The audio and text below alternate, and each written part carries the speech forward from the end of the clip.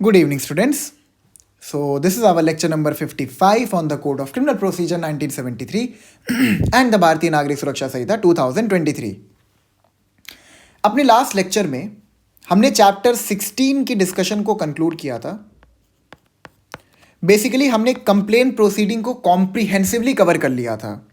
ठीक है, I guess complaint proceeding में और कुछ हमारे पास पढ़ने के लिए है नहीं. तो आज हम लोग शुरू करेंगे with the issue of process. ठीक है, दैट इज बेसिकली चैप्टर 17. अब इशू ऑफ प्रोसेस को समझने से पहले हमें एक चीज समझने की बहुत आवश्यकता है कि समन्स केस और वारंट केस में डिफरेंस क्या होता है. ठीक है, तो जो आपका समन्स केस है it has been defined under section 2X and जो आपका वारंट केस है it has been defined under section 2Z. ठीक है, आइए पढ़ते हैं हम समन्स केस किसे कहते हैं. Summons case means a case relating to an offense and not being a warrant case. मतलब जो भी offenses warrant case के ambit में fall नहीं करेंगे they will be deemed to be a summons case. अब देखते हैं warrant case क्या है. Warrant case it means a case relating to an offense punishable with death, imprisonment for life or imprisonment for a term exceeding 2 years. अब इसमें जो चीज आपको ध्यान रखनी है वो ये है कि वारंट केसेस हम उन्हें कहते हैं जहां पर the punishment is more than 2 years. मतलब कि कोई ऑफेंस है किसी कानून ने, like it can be Bharatiya Nyaya Sanhita, it can be POCSO, it can be juvenile justice act, it can be any other law. ठीक है, जहां पर ऑफेंसेस प्रिस्क्राइब्ड हैं और उन ऑफेंसेस की पनिशमेंट भी दी गई है. ठीक है, तो हमें ये पता है ना कि जो ऑफेंसेस होते हैं उनकी पनिशमेंट होती है. अगर आप बीएनएस को रेफर करते हैं तो वहाँ पे हर ऑफेंस की अपनी खुद की पनिशमेंट है. जैसे फॉर एग्जांपल मर्डर की पनिशमेंट क्या है, डेथ पेनल्टी और लाइफ इंप्रिजनमेंट. ठीक है, तो यहाँ पर क्या कहता है, बेसिकली सेक्शन 2Z ये कहता है कि अगर कोई भी ऐसा ऑफेंस है जिसकी prescribe punishment is more than 2 years inclusive of life imprisonment. Obvious सी बात है अगर 2 साल से ज़्यादा की पनिशमेंट है, ठीक है, तो वहाँ पे लाइफ इंप्रिजनमेंट उसी में इंक्लूड हो जाएगा. ठीक है, it is more than 2 years inclusive of life imprisonment और डेथ पेनल्टी. ठीक है, तो ऐसा कोई भी ऑफेंस जिसकी punishment is more than 2 years inclusive of life imprisonment और डेथ पेनल्टी, वहां पर the offence will be deemed to be a warrant case. मतलब अगर उस पर्टिकुलर ऑफेंस का ट्रायल कंडक्ट किया जाएगा तो जो वो केस होगा उसे हम कहेंगे वारंट केस. और समन्स केस हम किसे कहते हैं, जहां पर द पनिशमेंट इज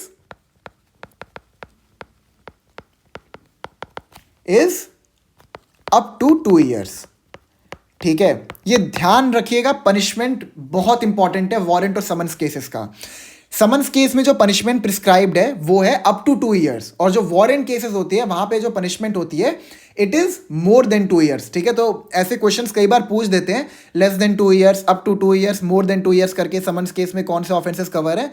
ठीक है, तो ये ध्यान रखिएगा कि समन्स केसेस में वो ऑफेंसेस कवर्ड हैं जिनकी punishment is up to 2 years. ठीक है, और वारंट केसेस में वो ऑफेंसेस कवर हैं जिनकी punishment is more than 2 years up till life imprisonment inclusive of death penalty. Clear है आपको? अब आगे बढ़ते हैं.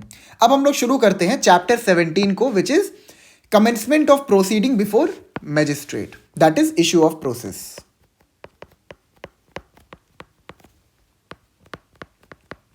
ठीक है, basically issue of process and the commencement of proceeding before magistrates. Subsection 1 of section 227, which is issue of process, it says, if in the opinion of a magistrate taking cognizance of an offense there is sufficient ground for proceeding and the case appears to be. अब यहां तक समझते हैं पहले क्या बोल रहा है. यहां पर कहता है कि जिस मैजिस्ट्रेट ने कॉग्निजेंस लिया, हमने ये समझा था ना कि हर मैजिस्ट्रेट हर ऑफेंस का कॉग्निजेंस नहीं ले सकता. बाय वर्च्यू ऑफ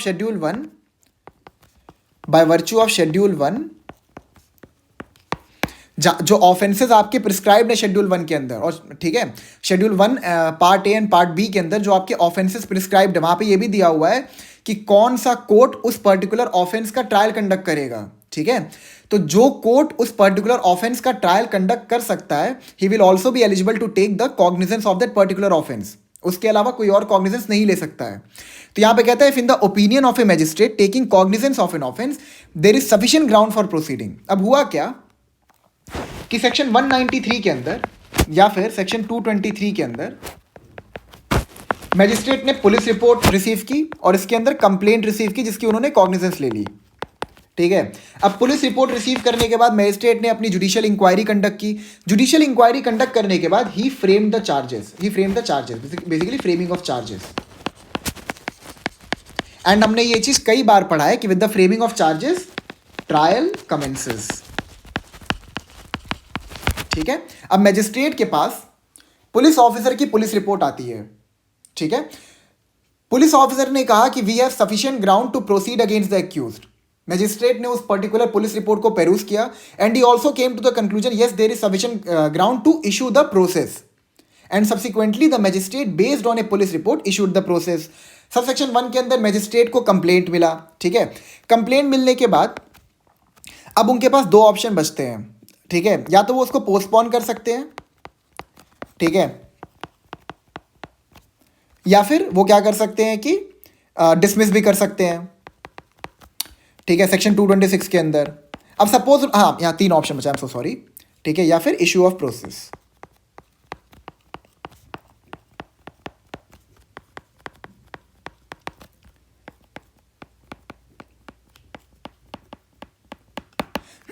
ये आपको समझ में आ गया ना मैं क्या बताना चाह रहा हूं।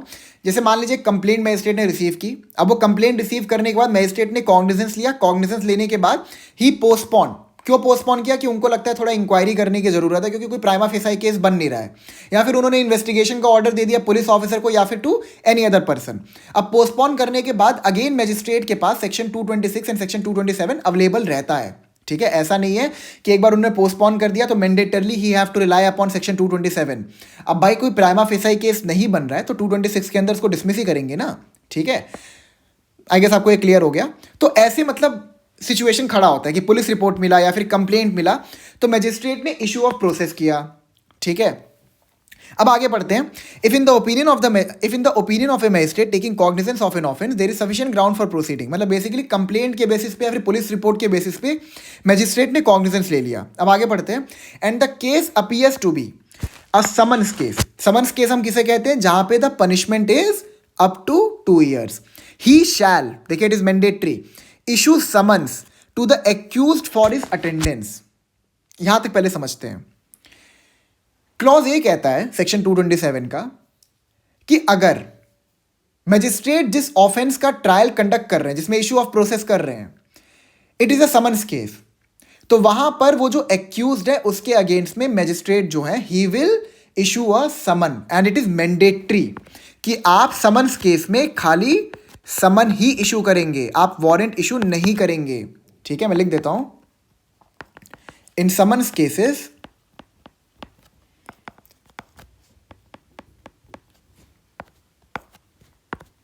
the magistrate will compulsorily issue summons only until otherwise provided under this Samhita.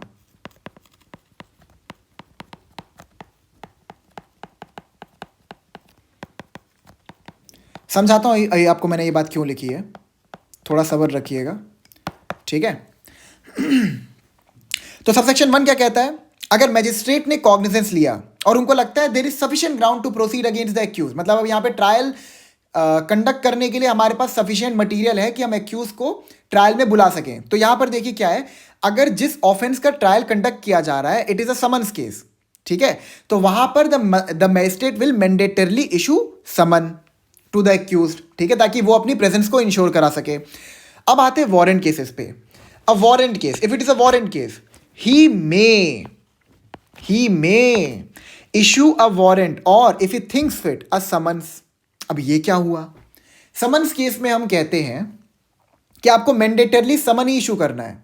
Warrant case में हमने डिस्क्रिशन दे दिया, हमने ये भी कह दिया कि आप समन भी इशू कर सकते हो। ऐसा क्यों? The answer is while calling the accused to the court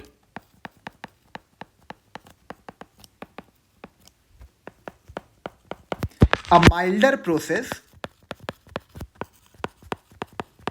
should first be adopted.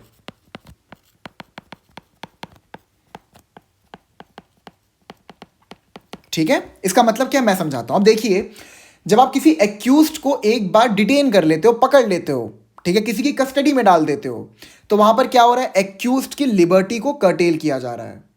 तो हमने ये चीज कई बार पढ़ा है कि जब भी एक्यूज्ड की लिबर्टी को कर्टेल किया जाए, एक ड्यू प्रोसीजर को फॉलो करना पड़ेगा, चाहे वो पुलिस ऑफिसर हो, मैजिस्ट्रेट हो, कोई भी हो, लेकिन एक्यूज्ड की लिबर्टी जो है वो it is the most important thing that should be preserved. क्योंकि अगर आप एक्यूज्ड की लिबर्टी को अनरीजनेबली कर्टेल कर रहे हो, तो you are basically violating article 21 of the Indian constitution, and that we will not allow. ठीक है, तो यहां पर कहता है कि अगर कोई वारंट केस है तो पहले आप एक्यूज्ड को एक समन भेज दो।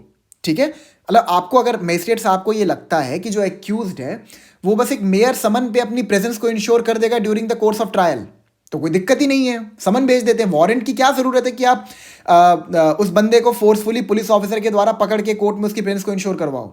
ऑब्वियस सी बात है, the moment police officer apprehend the accused, ठीक है, या फिर उसको फेटर्स लगा देते हैं, बेड़िया लगा देते हैं, तो वहां पर तो उस बंदे की जो लिबर्टी है, जो एब्सोल्यूट लिबर्टी है, वो तो एक अनरीजनेबल तरीके से कर्टेल हो रही है। तो रीजनेबल तरीका क्या है कि पहले आप उसको समन्स भेजिए। अगर वो समन से कंप्लाई नहीं करता है, then you issue a warrant. क्या दिक्कत है? एक्यूज, चलो भाई उसने मान लीजिए मर्डर का ही ऑफेंस कमिट किया हो, लेकिन अगर वो समन पे चुपचाप अपनी प्रेजेंस को इंश्योर करा दे रहा है, तो अनरीजनेबली उसके लिबर्टी को आप क्यों कर्टेल कर रहे हो? तो यहां पर ये क्या कहना चाहता है कि एक माइल्डर प्रोसेस पहले आप अडॉप्ट करिए, यानी आप पहले समन्स भेजिए। अगर समन से वो कंप्लाई नहीं करता है तो आप वारंट इशू कर दीजिए। क्या दिक्कत है? यहां लिखा है warrant case he may issue a warrant और if he thinks fit a summons for causing the accused to be brought or to appear at a certain time before such magistrate, or if he has no jurisdiction himself, some other magistrate having jurisdiction। इसका मतलब क्या, मैं समझाता हूं। अब हमने आपको एक वारंट केस में डिस्क्रिशन दे दिया है कि आप वारंट भी इशू कर सकते हैं, आप समन्स भी इशू कर सकते हैं। अब आपको लगता है कि जो एक्यूज्ड है he is about to abscond, ठीक है, एब्सकॉन्डिंग मतलब बेसिकली एक्यूज जो है वो भागने का प्रयास कर रहा है। आपको उसकी उसकी उसकी एक फ्लाइट की टिकट मिल गई। फ्लाइट की टिकट में ये लिखा है कि जो एक्यूज्ड है वो इस डेट को अमेरिका भाग जाएगा। ठीक है, अमेरिका ट्रैवल करने जा रहा है, मतलब बेसिकली ही इज एब्सकॉन्डिंग। तो ऑब्वियस सी बात है, अगर ऐसा सिचुएशन खड़ा हो रहा है, it is a reasonable situation जहां पे आपको वारंट भेजना पड़ेगा, क्योंकि समन्स के बेसिस पे तो एक्यूज कंप्लाई नहीं करने वाला है। ये तो उस फ्लाइट टिकट से काफी हद तक सिद्ध हो चुका है।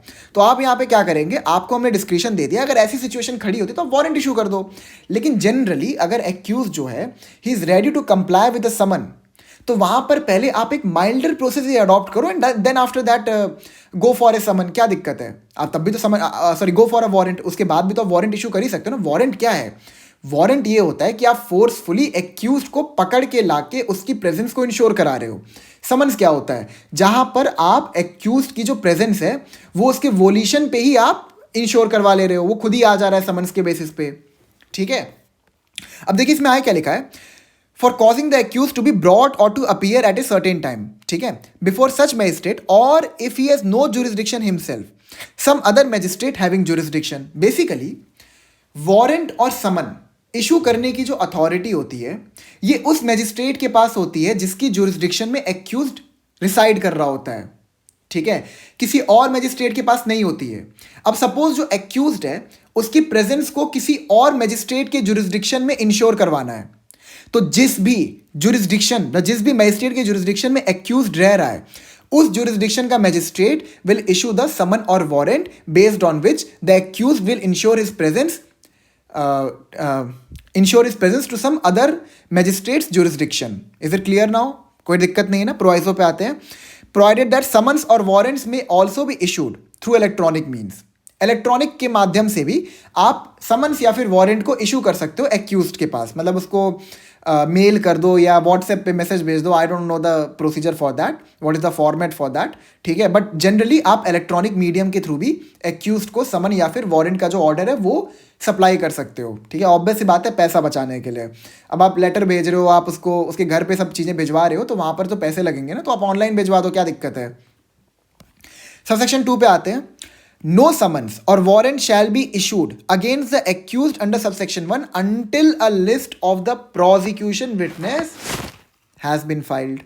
अब subsection 2 क्या कहता है? सोचिए आप एक बार सबसेक्शन 2 यहां पे क्या कहना चाहता है.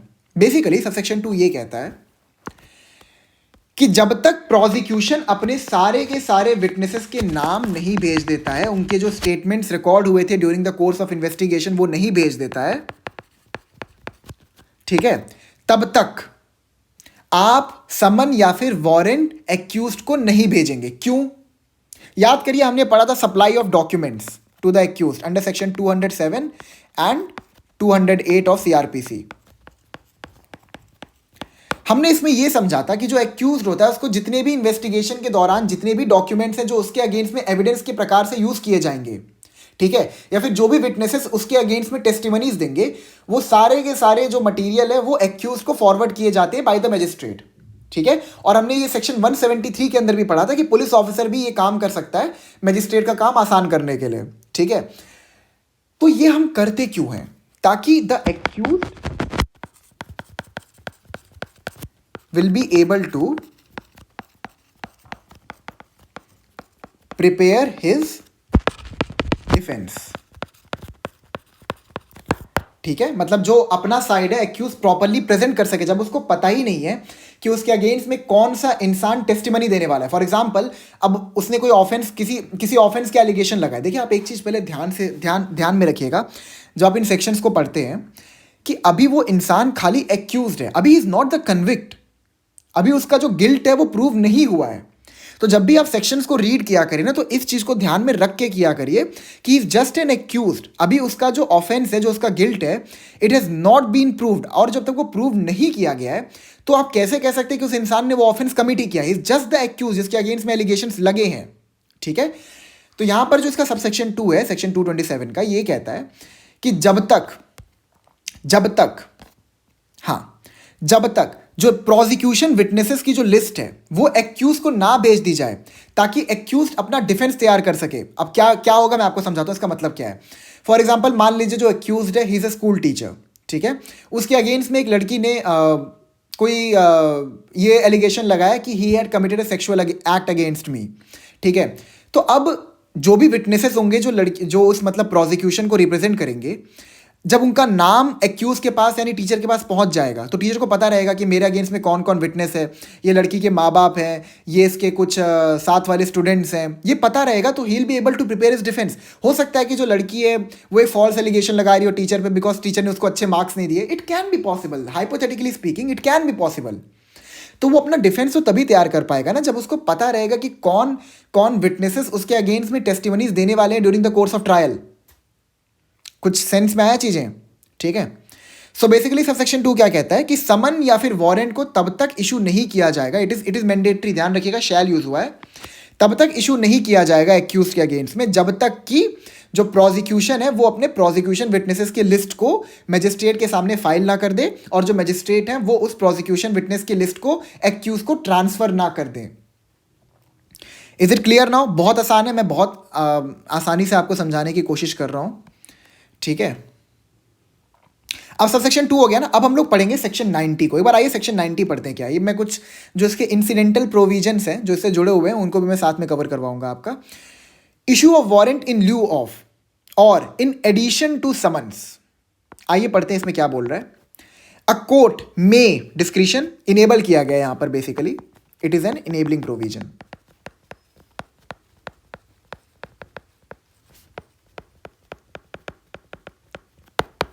In any case in which it is empowered by this Sahita to issue a summons for the appearance of any person, issue after recording its reasons in writing a warrant for his arrest. अब देखिए आपने समन भेजा, अभी हमने ये समझा था ना कि पहले आप एक माइल्डर प्रोसेस को अडॉप्ट करेंगे by virtue of section 227 subsection 1 clause B, ठीक है, कि पहले आप एक माइल्डर प्रोसेस को अडॉप्ट करेंगे, उसके बाद आप चाहें तो वारंट इशू करिए.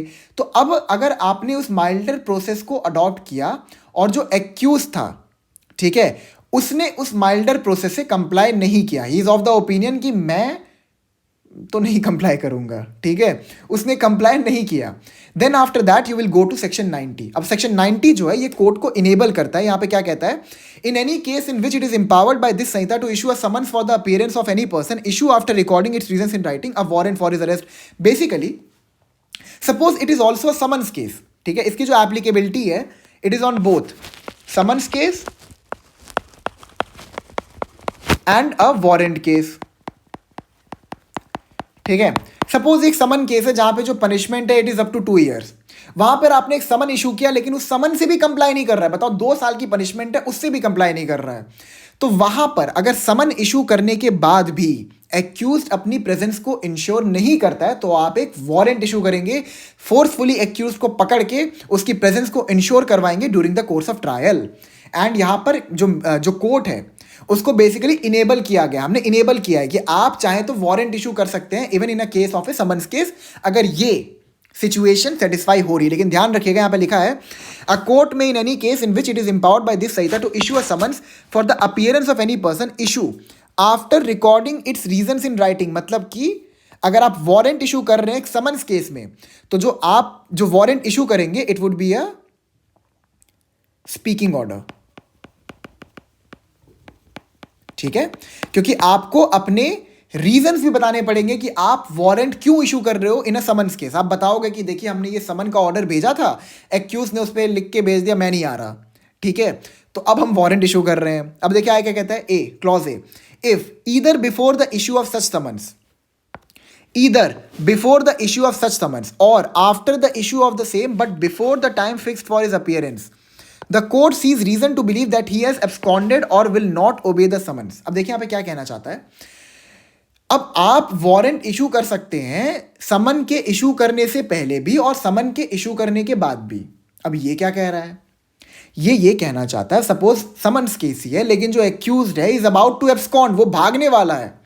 अब जब वो भाग जाएगा तो उसका ट्रायल कैसे होगा, है कि नहीं, उसका ट्रायल कैसे होगा अगर वो इंसान ही भाग जाएगा तो even though it is a summons case but the magistrate is of the opinion or the magistrate has form this opinion, उनका ये ओपिनियन बना दिया गया है कि जो एक्यूज्ड है इज अबाउट टू एब्सकॉन्ड, तो वहां पर वो समन्स केस में भी बिना समन्स इशू किए पहले वारंट इशू कर देंगे। देखिए लिखा है ना, if either before the issue of such summons or after the issue of the same but before the time fixed for his appearance. जो समन्स होता है ना, जो समन होता है, जो समन या वारंट होता है, उसमें टाइम फ्रेम लिखा होता है कि किस टाइम पर तुम्हारे प्रेजेंस को हम चाहते हैं during the course of trial, ठीक है, तो ये उसी की बात कर रहा है। The court sees reason to believe that he has absconded or will not obey the summons, ठीक है, या तो वो भाग जाएगा या तो he will not gonna abide by with the summons. Clause B पे आते हैं, if at such time he fails to appear, if at such time he fails to appear and the summon is proved to have been duly served in time to admit of his appearing in accordance therewith and no reasonable excuse is offered for such failure। अब clause B क्या कहता है कि समन हमने सर्व कर दिया था and the person fails to appear based on the summon, ठीक है, और साथ में जो कोर्ट है उसको यही बताना पड़ेगा हमने अभी पढ़ा ना सेक्शन 90 के अंदर कि जो मैजिस्ट्रेट जो है अगर समन्स केस में एक वारंट इशू कर रहे हैं, ठीक है, तो वहां पर क्या होगा, वहां पर वारंट इशू करते हुए उनको एक स्पीकिंग ऑर्डर देना पड़ेगा, तो वो उसमें लिखेंगे कि देखिए हमने समन भेजा था, हमने समन में टाइम भी लिखा था, ठीक है, और जो भी प्रॉपर जो प्रोसीजर है, जो भी प्रोसीजर फॉर्मेलिटी है उससे हमने कंप्लाई भी किया था, एंड इवन आफ्टर दैट जो एक्यूज्ड है वो अपने प्रेजेंस को इंश्योर नहीं किया, ठीक है, एंड साथ ही साथ एक्यूज ने किसी भी प्रकार का रीजनेबल एक्सप्लेनेशन भी नहीं दिया। सपोज किसी दिन उसको बुलाया गया था एंड उस दिन क्या हुआ, बाढ़ आ गई, ठीक है, फ्लड आ गया। फ्लड आ गया तो ऑब्वियस सी बात है एक्यूज अपनी प्रेजेंस को कैसे इंश्योर करेगा फ्लड के टाइम पे, ठीक है, तो ऐसा कोई रीजनेबल एक्सप्लेनेशन अगर एक्यूज ने सर्व नहीं किया मैजिस्ट्रेट को तो वहां पर भी आप वारंट इशू कर सकते हो, ठीक है। वारंट में क्या होगा, अगर वो जो इंसान है वो he is about to run या फिर कहीं भाग भी गया हो तो पुलिस ऑफिसर उसकी तलाशी करेंगे, उसको खोजेंगे, ठीक है, एंड फिर खोज के उसको जबरदस्ती कोर्ट में लेके आएंगे। Is it clear now? Subsection 3, in a proceeding instituted upon a complaint made in writing, every summons or warrant issued under subsection 1 shall be accompanied by a copy of such complaint। अब यहां पर ये क्या कहता है, in a proceeding instituted upon a complaint, अगर proceeding को शुरू किया गया है कंप्लेंट के ग्राउंड पर, हमने पढ़ा ना पुलिस रिपोर्ट कंप्लेंट के बेस पे जो मजिस्ट्रेट है वो कॉग्निजेंस ले सकते हैं।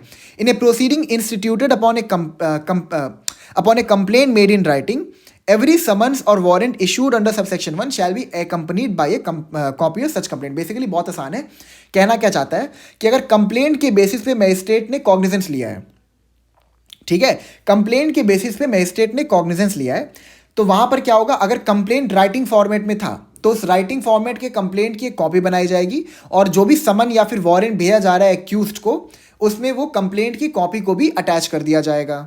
Is it clear now? ठीक है, अब देखिए यहां पे तो सबसेक्शन 5 में लिखा हुआ है, nothing in this section shall be deemed to affect the provision of section 90। ठीक है, तो हमने सेक्शन 90 को वैसे कर ही लिया है। सबसेक्शन 4 पे आते हैं, when by any law for the time being in force any process fee or other fees are payable,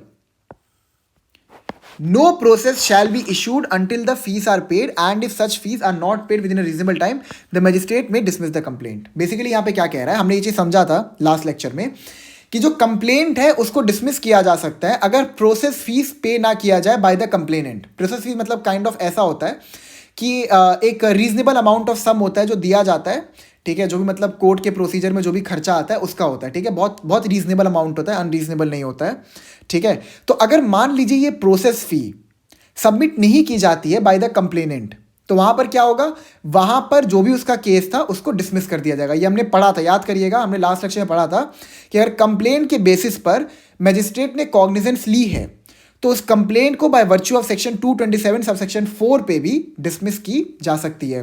section 226 में डिसमिस की जा सकती है एंड सेक्शन 227 सबसेक्शन 4 में डिसमिस की जा सकती है। Is it clear now? Section 227 clear हो गया ना? अब आइए कुछ और सेक्शंस को हम लोग पढ़ते हैं। नहीं, हम लोग सेक्शन 228 पे आएंगे, उसके बाद हम लोग इसके एडिशनल सेक्शंस को पढ़ेंगे, ठीक है।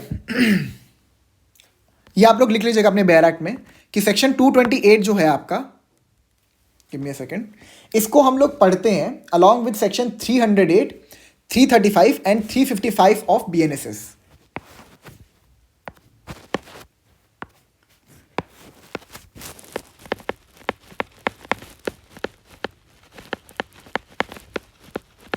ठीक है, subsection 1, whenever a magistrate issues a summons he may, if he sees reason so to do, dispense with the personal attendance of the accused and permit him to appear by his advocate। अब subsection 1 क्या कहता है मैं आपको समझाता हूं। Basically अगर मान लीजिए बहुत ही कोई हाई प्रोफाइल पर्सन है जिसके अगेंस्ट में समन दिया गया है, हाई प्रोफाइल मतलब कोई नेता है, ठीक है, कोई पॉलिटिकल लीडर है, या फिर सपोज कोई आईएएस का बंदा है, इंडियन एडमिनिस्ट्रेटिव सर्विस का कोई बंदा है, ठीक है, या फिर कोई प्राइवेट रीज़न भी हो उस इंसान का। प्राइवेट रीज़न मतलब क्या, कि सपोज ऐसा है वो इंसान का पैर टूट गया है, हाथ टूट गया है, या फिर वो हॉस्पिटल में भर्ती है, कुछ भी ऐसा सिचुएशन है। तो ऐसे सिचुएशन में अगर मैजिस्ट्रेट समन इशू कर रहे हैं एक्यूज्ड को, तो वहां पर एक्यूज्ड के बिहाफ में जो एडवोकेट है ही कैन ऑल्सो कम। देखिए क्या लिखा है, he may if he sees reason so to do, कोई रीजन होना चाहिए, ठीक है, it could be a private reason, it could be a public reason. If he sees reason so to do, dispense with the personal attendance of the accused and permit him to appear by his advocate. ये section बहुत ध्यान से आप इस section को ध्यान में रखिएगा, प्रीलिम्स के पर्सपेक्टिव से सेक्शन बहुत इंपॉर्टेंट है, ठीक है। क्या लिख रहा है, permit him to appear by his advocate, मतलब सिंपली अगर आपको समझाऊं, समन आपने इशू किया है एक्यूज्ड को, अब एक्यूज्ड किसी रीजन की वजह से अपनी प्रेजेंस को इंश्योर नहीं कर सकता, तो वहां पर आप जो एडवोकेट है एक्यूज्ड का, उसको बोल देंगे कि आप जो आपका एक्यूज्ड है उसको रिप्रेजेंट कर दो during the course of trial. Is it clear now? Not much to delve into. अब आइए इसकी कुछ इंसिडेंटल प्रोविजंस हैं, उनको हम लोग कवर करते हैं। सबसे पहले पढ़ेंगे section 308, except as otherwise expressly provided, except as otherwise expressly provided, all evidence taken in the course of the trial, all evidence मतलब क्या, जो भी testimonies ली जा रही है witnesses की, और other proceeding shall be taken in the presence of the accused। Section 308 का पहला पार्ट क्या कहता है कि except as otherwise expressly provided, that is section 228 subsection 1, ठीक है।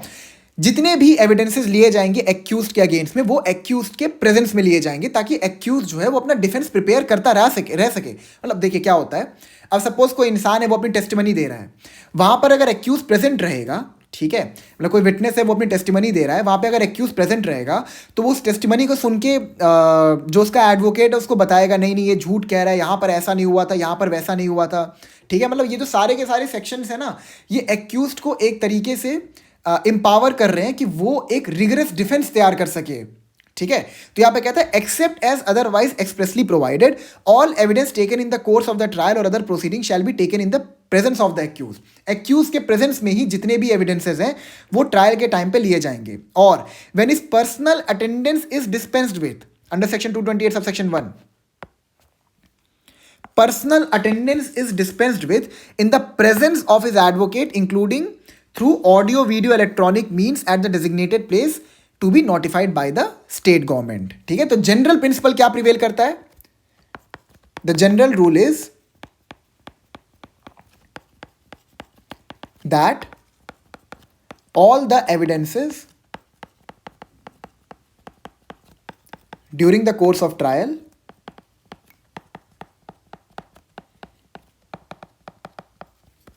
should be taken in the presence of the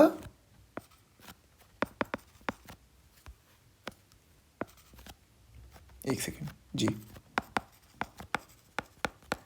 in the presence of the accused until otherwise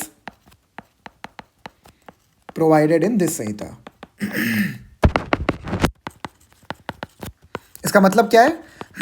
इसका मतलब ये है कि अब अगर हमने कह दिया है कि जो एडवोकेट है वो एक्यूज को रिप्रेजेंट कर सकता है, ठीक है, तो ऑब्वियस सी बात है संहिता में ये चीज दिया हुआ है, तो until otherwise provided in this Sanhita, मतलब एक्सेप्शनल सिचुएशन में हम जो एविडेंसेस हैं वो एक्यूज के एब्सेंस में भी ले लेंगे। ठीक है, when is personal attendance dispense with in the presence of his advocate including through audio video electronic means at the designated place to be notified by the state government. अब proviso पे आते हैं। Provided that where the evidence of a women below the age of 18 years, below the ये age याद रखिएगा, below the age of 18 years who is alleged to have been subjected to rape or any other sexual offense is to be recorded, the court may take appropriate measure to ensure that such woman is not confronted by the accused while at the same time ensuring the right of cross examination of the accused। अब यहाँ पर क्या कहना चाहते हैं proviso? General rule ये कहता है कि जितने भी एविडेंसेस हैं एक्यूज के अगेंस्ट में वो एक्यूज के प्रेजेंस में लिए जाएंगे until unless something else is provided in this Sanhita. That is कि मतलब जो एडवोकेट है he can come in behalf of the accused.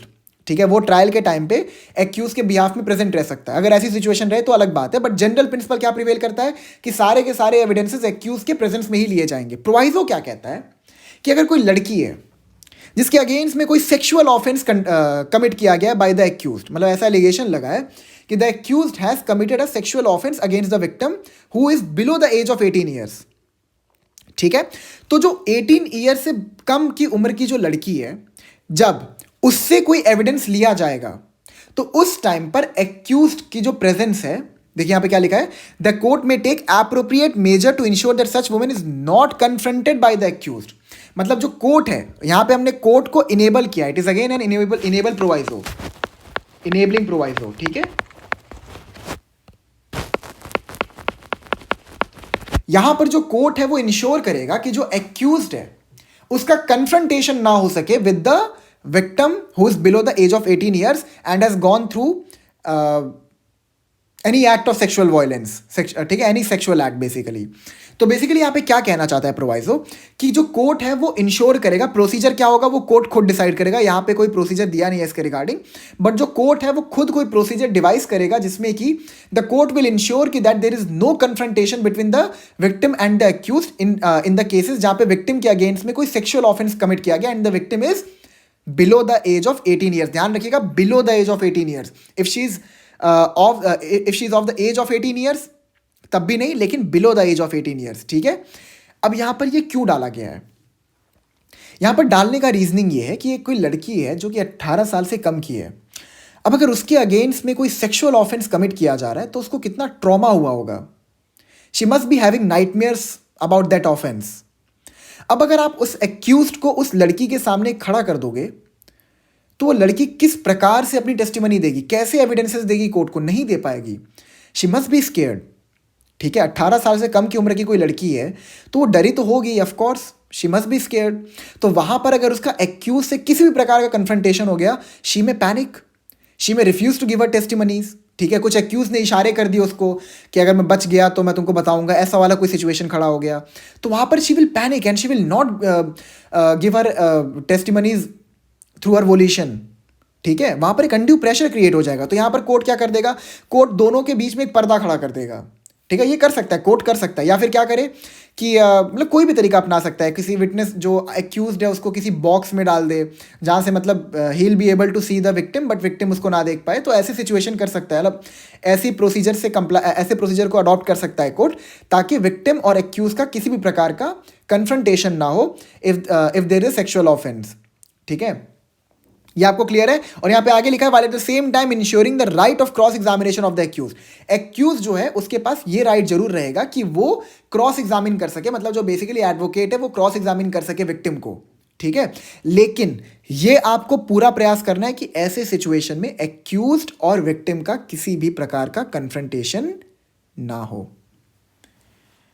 Is it clear now? ठीक है, अब आते हैं हम लोग सेक्शन 355 पे। Section 355, at any stage of an inquiry और trial under this Sanhita, if the judge or magistrate is satisfied for reasons to be recorded that the personal attendance of the accused before the court is not necessary, ठीक है, is not necessary in the interest of justice, or that the accused persistently disturbs the proceeding in court,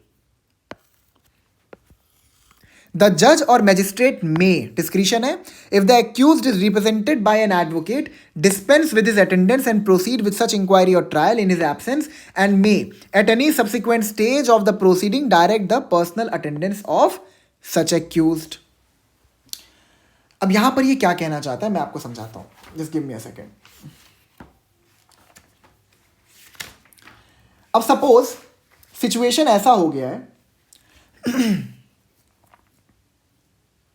हाँ, situation ऐसा हो गया, मैं फिर से पढ़ता हूं। At any stage of an inquiry और ट्रायल, किसी भी स्टेज ऑफ एन इंक्वायरी और ट्रायल पे अगर मैजिस्ट्रेट या फिर जज, मैजिस्ट्रेट मतलब आपके वो जो सीजीएम वगैरह हो गए, जज में आपके सेशन जज वगैरह हो गए, सेशन एंड एडिशनल सेशन जज, ठीक है, for reasons to be recorded.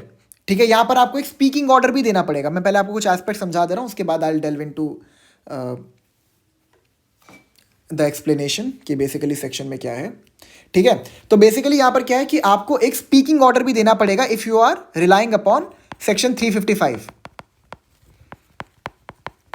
ठीक है, at any stage of an inquiry और trial under this Sanhita, if the जज or magistrate is satisfied for reasons to be recorded that the personal attendance of the accused before the court is not necessary in the interest of justice,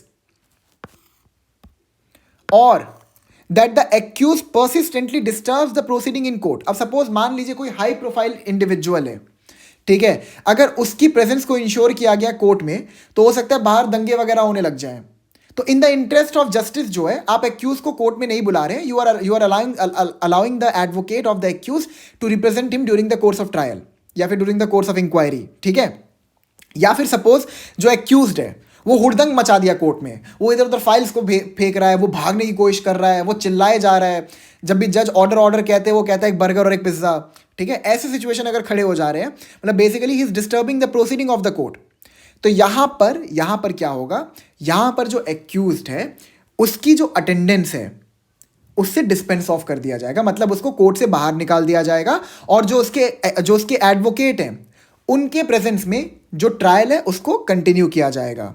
ठीक है, and may at any subsequent stage of proceeding. ठीक है, अब मान लीजिए बाद में ऐसा लगता है कि जो एक्यूज्ड है उसकी ज़रूरत पड़ गई है, उससे कुछ बातचीत करनी है, कुछ उसका एग्जामिनेशन कंडक्ट करना है, तो इवन दो वो हुड़दंग मचा रहा था या फिर मतलब इन द इंटरेस्ट ऑफ जस्टिस उसकी प्रेजेंस को हमने डिस्पेंस ऑफ किया था, still the court can call the accused again. ठीक है, मतलब फिर से उसको कोर्ट में बुलाया जा सकता है during the course of inquiry और trial. Is it clear now? Subsection 2, if the accused in any such case is not represented by an advocate, अब सपोज उसके पास एडवोकेट ही नहीं था, ठीक है, और इफ द जज or magistrate considers his personal attendance necessary, he may, if he thinks fit and for reasons to be recorded by him, either adjourn such inquiry or trial or order that the case of such accused to be taken up or tried separately. ठीक है, मतलब basically अगर accused के पास advocate नहीं था तो bye virtue of section 401 and 402, ठीक है, 401 एंड 402, एक उसको लीगल एड के थ्रू एक एडवोकेट प्रोवाइड किया जाएगा, ठीक है, और यहां पर भी जो रीजंस होंगे वो राइटिंग में रिकॉर्ड करके देने पड़ेंगे मैजिस्ट्रेट को। फिर से मैं पढ़ता हूं एक बार सेक्शन को। If the accused in any such case is not represented by an advocate और इफ द जज or magistrate consider his personal attendance necessary, अब मतलब यहां पर क्या है कि जो एक्यूज्ड है उसकी attendance is of utmost importance, ठीक है, he may if he thinks fit and for reasons to be recorded by him either adjourn such inquiry, मतलब उस इंक्वायरी या फिर प्रोसीडिंग को उस टाइम पे रोक देंगे और जब तक उसको लीगल एड के थ्रू कोई एडवोकेट ना मिले तब तक इंक्वायरी या फिर ट्रायल को कमेंस नहीं करेंगे, ठीक है, या फिर जो एक्यूज्ड है उसका जो ट्रायल है उसको सेपरेटली कंडक्ट करेंगे। सेपरेटली का मतलब क्या, अलग से, मतलब कि कोर्ट को एकदम खाली करके या फिर किसी और जगह पे ऐसा भी कर सकते हैं, कोर्ट के पास बहुत सारी पावर है। Is it clear now section 355? अब आते हैं सेक्शन 335 पे। Subsection 1, if it is proved record of evidence in absence of accused, ठीक है, if it is proved that an accused person has absconded, भाग गया, and that there is no immediate prospect of arresting him, the court competent to try or commit it for trial such person for the offence complained of may, in his absence, examine the witness produced on behalf of the prosecution and record their depositions, and any such deposition may, on the arrest of such person, be given in evidence against him on the inquiry into a trial for the offence with which he is charged if the deponent is dead or incapable of giving evidence or cannot be found or his presence cannot be procured without an amount of delay, expense or inconvenience which under the circumstances of the case would be unreasonable. अब यहाँ पे क्या कहना चाहता है, जो general rule है section 355 के अंदर,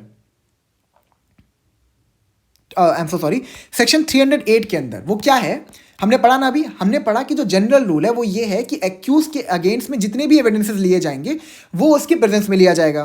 पहला एक्सेप्शन हमने पढ़ा सेक्शन 355 का, जहां पर जो एक्यूज्ड है वो इन द इंटरेस्ट ऑफ जस्टिस उसको कोर्ट में बुलाना सही नहीं होगा या फिर वो कोर्ट में हुड़दंग मचा रहा है, तो उसके एब्सेंस में भी हम एविडेंसेस ले लेंगे अगर उसका एडवोकेट प्रेजेंट रहे। तो अगर एडवोकेट प्रेजेंट ना रहे तो उसको एडवोकेट प्रोवाइड किया जाए बाय लीगल एड, ठीक है। अब सेक्शन 335 क्या कहता है कि जो एक्यूज्ड है वो भाग गया, ठीक है, वो कभी अपनी प्रेजेंस को इंश्योर किया ही नहीं, ठीक है, ट्रायल अभी शुरू नहीं हुआ है और एक्यूज जो है वो भाग गया, वो देश छोड़ के भाग गया, तो उसके प्रेजेंस, इसको हम लोग कहते हैं ट्रायल इन एब्सेंशिया। ये आप लोग लिख लीजिएगा अपने बैरक में, इसे हम कहते हैं ट्रायल इन एब्सेंशिया। तो अगर एक्यूज भाग गया है तो ऐसा थोड़ी कि उसका ट्रायल होगा ही नहीं, उसकी ट्रायल को किया जाएगा in the absence of the accused, ठीक है, और जितने भी विटनेसेस हैं एक्यूज के अगेंस्ट में उन सबका एग्जामिनेशन भी कंडक्ट किया जाएगा। जो आपका जनरल रूल है सेक्शन 308 का, ये उसमें एक एक्सेप्शन है सेक्शन 335, ठीक है, मतलब बेसिकली आप ट्रायल कंडक्ट करोगे even in the absence of the accused, because accused जो है ही हैज एब्सकॉन्डेड, या फिर एक रीजनेबल टाइम में उसकी प्रेजेंस को इंश्योर नहीं किया जा पाएगा जहां पर मतलब उसके सामने जितने भी एविडेंसेस हैं उसको लिया जा सके। तो ऐसे केस में क्या होगा, उसके एब्सेंस में भी ट्रायल को कंडक्ट किया जाएगा और साथ ही साथ जो भी विटनेसेस हैं उनके एग्जामिनेशन को भी कंडक्ट किया जाएगा। और एग्जामिनेशन कंडक्ट करने के बाद देखिए क्या लिखा है, प्रोसिक्यूशन रिकॉर्ड देयर डिपोजिशन, उनके जितने भी बयान हैं उनको रिकॉर्ड किया जाएगा, and any such deposition may on the arrest of such person be given in evidence against him. अब बाद में अगर एक्यूज का अरेस्ट हो गया, एक्यूज पकड़ा गया, ठीक है, तो जो भी उस टाइम पर ट्रायल के टाइम पर जो विटनेसेस के एविडेंसेस को रिकॉर्ड किया गया था उन रिकॉर्ड को यूज किया जाएगा एक्यूज के अगेंस्ट में जब भी वो पकड़ा जाए, ठीक है। आगे लिखा है और trial for the offence with which he is charge if the deponent is dead or incapable of giving evidence or can not be found or his presence can not be procured without an amount of delay, expense or inconvenience which under the circumstances. वो भी समझाता हूं उसका मतलब क्या है, आसान शब्दों में समझिए। Section 335 is basically an exception to section 308। यहां पर क्या हो रहा है कि जो एक्यूज्ड है वो एब्सकॉन्ड कर गया है या फिर उसको पकड़ा नहीं जा पा रहा है, ठीक है, ताकि उसकी प्रेजेंस को इंश्योर किया जा सके during the course of trial. तो उसके एब्सेंस में ट्रायल कंडक्ट किया जाएगा। ट्रायल कंडक्ट करते हुए जितने भी एविडेंसेस हैं उनको रिकॉर्ड किया जाएगा, जो भी विटनेसेस की टेस्टिमनीज हैं उनको रिकॉर्ड किया जाएगा, ठीक है। और सपोज अगर बाद में एक्यूज पकड़ा जाए, ठीक है, और सिचुएशन ऐसी होगी, मतलब मान लीजिए कोई थेफ्ट का केस था, ठीक है, छोटा मोटा चोरी का केस था, और वहां पर एक्यूज 10 साल बाद पकड़ा गया, हाइपोथेटिकली स्पीकिंग वो भाग गया था, 10 साल बाद वो पकड़ा गया, उसका जो ट्रायल था उसको कंडक्ट कर दिया गया ट्रायल इन एब्सेंशिया में, ठीक है। अब 10 साल बाद एक्यूज पकड़ाया है, तो 10 साल पहले जितने भी विटनेसेस के एविडेंसेस को रिकॉर्ड किया गया था वो उसके अगेंस्ट में यूज किया जाएगा। अगर मान लीजिए वो विटनेसेस के जो स्टेटमेंट को रिकॉर्ड किया गया था वो विटनेस अपनी प्रेजेंस को इंश्योर ना करवा पाए जब ट्रायल प्रॉपरली कंडक्ट किया जा रहा हो, मतलब जब ट्रायल कंडक्ट किया जा रहा हो इन the presence of the accused, ठीक है। तो यहां पर क्या होगा, जो भी विटनेसेस के स्टेटमेंट्स उस टाइम पे रिकॉर्ड किए गए थे वो एक्यूज के अगेंस्ट में यूज किया जाएगा जब भी एक्यूज पकड़ा जाए। देखिए यहां पे क्या लिखा है, if the deponent is dead, मान लीजिए जो विटनेस था जिसने अपनी टेस्टिमनी दी थी वो मर गया और इनकेपेबल ऑफ गिविंग एविडेंस, या फिर अब वो एविडेंस दे ही नहीं सकता, ठीक है, मतलब बेसिकली या तो वो हॉस्पिटल में भर्ती है, ठीक है, वो मतलब पैरालाइज हो गया, ऐसा कोई सिचुएशन हो गया, और कैन नॉट बी फाउंड और इस presence can not be procured, या फिर मान लीजिए जो विटनेस है उसको खोजा ही नहीं जा सकता, उसने अपना दिया था 10 साल पहले टेस्टिमनी, उसने बहुत मेहनत किया, हार्वर्ड में उसका एडमिशन हो गया, वो अमेरिका चला गया, ठीक है, can not be procured without an amount of delay, ठीक है, मतलब मान लीजिए वो अमेरिका में है, अब उसको अमेरिका से आप बुलाएंगे तो ऑब्वियस सी बात है उसके फ्लाइट का खर्चा सब कुछ तो कोर्ट को ही देना पड़ेगा ना, आप उसको बुला रहे हो एज ए विटनेस, वो क्यों खर्चा करे भाई, ठीक है। Expense or inconvenience which under the circumstances of case would be unreasonable. Is it clear now आपको? तो ये क्या बताता है 335 कि 308 जो है वो जनरल रूल प्रिवेल करता है, लेकिन ये इसका एक एक्सेप्शन है। एक्सेप्शन ये है कि अगर एक्यूज जो है वो एब्सकॉन्ड कर गया या फिर उसकी प्रेजेंस को इंश्योर नहीं करवाया जा पा रहा है तो उसके अगेंस्ट में ट्रायल कंडक्ट किया जाएगा, विटनेसेस के जो स्टेटमेंट उनको रिकॉर्ड किया जाएगा, और जब भी एक्यूज पकड़ा जाए उन विटनेस के स्टेटमेंट्स को यूज किया जा सकता है अगेंस्ट द एक्यूज्ड, अगर वो विटनेसेस जो है वो उस टाइम पर अपनी प्रेजेंस को इंश्योर ना करवा पाए due to certain reason of death या फिर डिले या कुछ भी, ठीक है। सब सेक्शन 2 पे आते हैं अब। If it appears that an offence punishable with death और imprisonment for life has been committed by some person or persons unknown, give me a second. If it appears that an offence punishable with death, अब यहां पे death और imprisonment for life यानी life imprisonment की बात हो रही है, punishable with death or imprisonment for life has been committed by some person or persons unknown, the High Court or the Session Judge may direct that any magistrate of the first class shall hold an inquiry and examine any witnesses who can give evidence concerning the offence, and any deposition so taken may be given in evidence against any person who is subsequently accused of the offence if the deponent is dead or incapable of giving evidence or beyond the limits of India. Basically ये क्या कहता है subsection 2 कि suppose अगर murder कोई ऐसा offence है जिसकी जो पनिशमेंट है इट इज लाइफ इंप्रिजनमेंट और डेथ पेनल्टी। अब लाइफ इंप्रिजनमेंट और डेथ पेनल्टी में एक्सक्लूसिव जुरिस्डिक्शन किसकी होती है ट्रायल करने की, सेशन जज की या फिर हाई कोर्ट की, और एडिशनल सेशन जज भी इन ऑफेंसेस का ट्रायल तभी कंडक्ट करते हैं when the matter is referred by the session जज, ठीक है। तो जो आपका सबसेक्शन 2 है ये कहता है कि अगर मान लीजिए कोई भी ऐसा केस है, ऐसा कोई भी ऑफेंस है जिसकी पनिशमेंट इज डेथ पेनल्टी या फिर life imprisonment which is exclusively tribal by the high court और सेशन जज, ऑब्वियस सी बात है ये हमने पढ़ा हुआ है, ठीक है। तो वहां पर क्या है ना, वहां पर ये जो ऑफेंस है किसने कमिट किया पता ही नहीं है, ही इज अननोन, ठीक है, द पर्सन इज अननोन। तो वहां पर जो हाई कोर्ट और सेशन जज है उनको ये अथॉरिटी दी गई है कि जो JMFC है that is judicial magistrate of the first class, he can conduct an inquiry,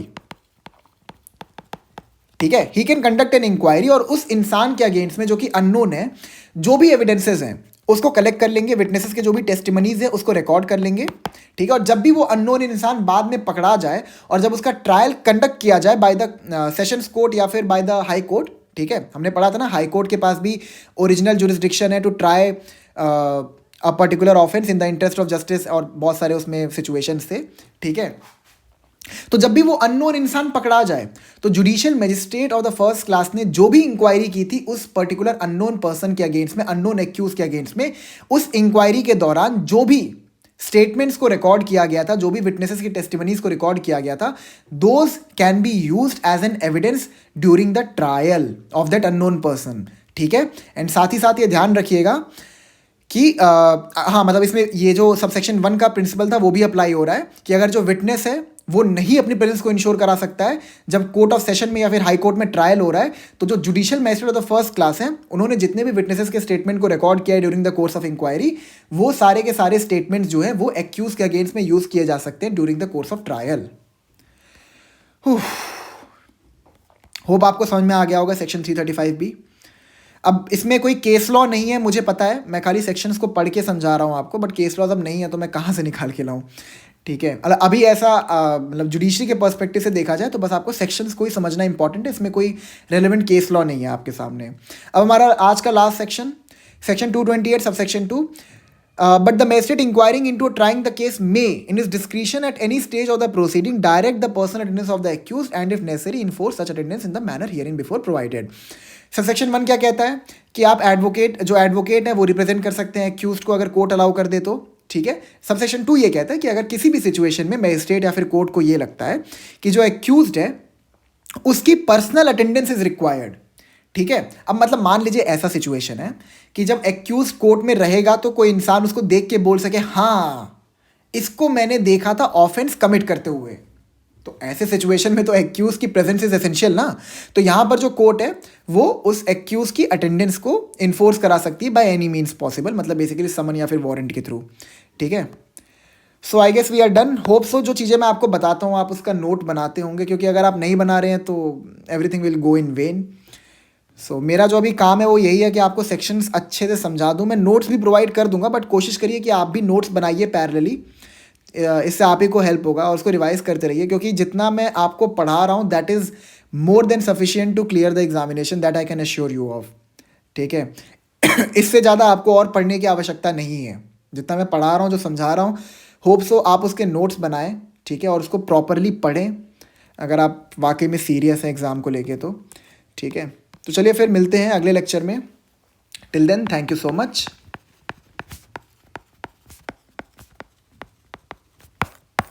I'll meet you in the next lecture.